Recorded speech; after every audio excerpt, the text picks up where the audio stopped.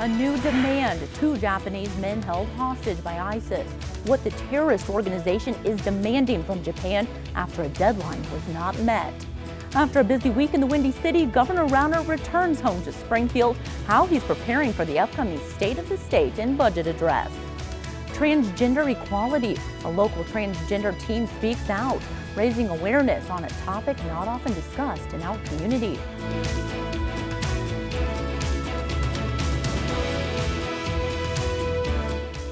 Good evening and thanks for joining us tonight. Earlier this week, ISIS posted another hostage video online, putting a Friday deadline on their demands. That deadline was not met, and now there is a new demand. Mary Maloney reports on the very latest.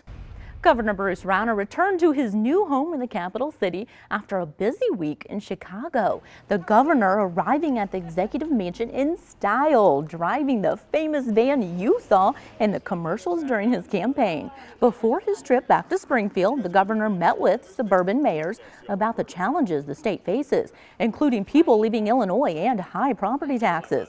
Rauner tells News Channel 20 he's preparing for next month's State of the State and budget addresses. We want to do this on time. I don't want to do what's been done in the past where budget addresses keep getting pushed off and delayed. Let's start talking about it right on a timely basis, have everything run on time, and let's get into the detail because we've got a big turnaround to do together, the General Assembly and myself and Evelyn Sanguinetti. The governor says his family will gradually move into the executive mansion in the next few weeks. The family's dogs accompanied the governor on today's trip back to Springfield. Governor Bruce Rauner making several cabinet appointments Friday. He named Hugo Chaviano as director of the Illinois Department of Labor. Leo Schmitz, a 30-year veteran in the Chicago Police Department, was named state police director. Former U.S. Attorney Roger Heaton is now the public safety director for Rauner's administration. The governor reappointed Rocco Claps as director of human rights, a post he's held for 12 years.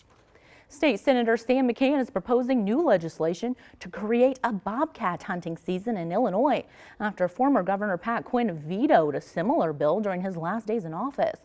Currently, Illinois is one of only 8 states with no bobcat hunting season. The state used to allow bobcat hunting until 1972 due to a concern over declining populations. The species was listed as threatened in 1977.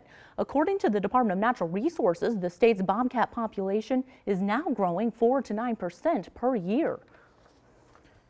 If we don't manage the bobcat proactively, we may end up with a situation that we have like with the coyote. We end up having to react, and that's so much of what state government does. We react after the fact, typically a knee-jerk reaction, typically an overreaction. If we get on top of it now, we can proactively manage the resource. McCann's bill would allow the DNR director to set the bobcat season between November 1st and February 15th.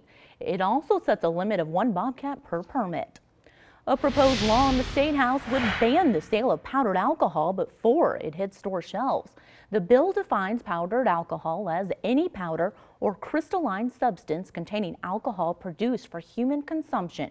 The plan comes as alcohol powder maker Palcohol wants to make its line of products available this spring. The company says banning their product would create a black market. Nearly a dozen states already have similar bans passed. Baseball legend Ernie Banks, also known as Mr. Cub, has passed away. The Chicago Cubs say the Hall of Fame slugger died Friday at the age of 83. Banks was the Cubs' first African-American player, joining the team in 1953. He was a 2-time MVP who hit 512 home runs during his 19-year career. He was inducted into the Baseball Hall of Fame in 1977. Condolences and remembrances are pouring from the White House and state leaders. President Barack Obama says Banks was an ambassador for baseball in Chicago. Governor Bruce Rauner says Mr. Cub's passion for baseball and for life showed us what true joy looks like and captured our hearts. And Secretary of State Jesse White says he was privileged to have played baseball with him and to call him a friend. Still ahead on News Channel 20 at 6, how one Springfield team seeks equality and respect as he shares his story about being transgender.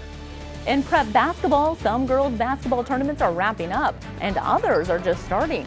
Highlights from the Sangamon County CIC tournaments later in sports.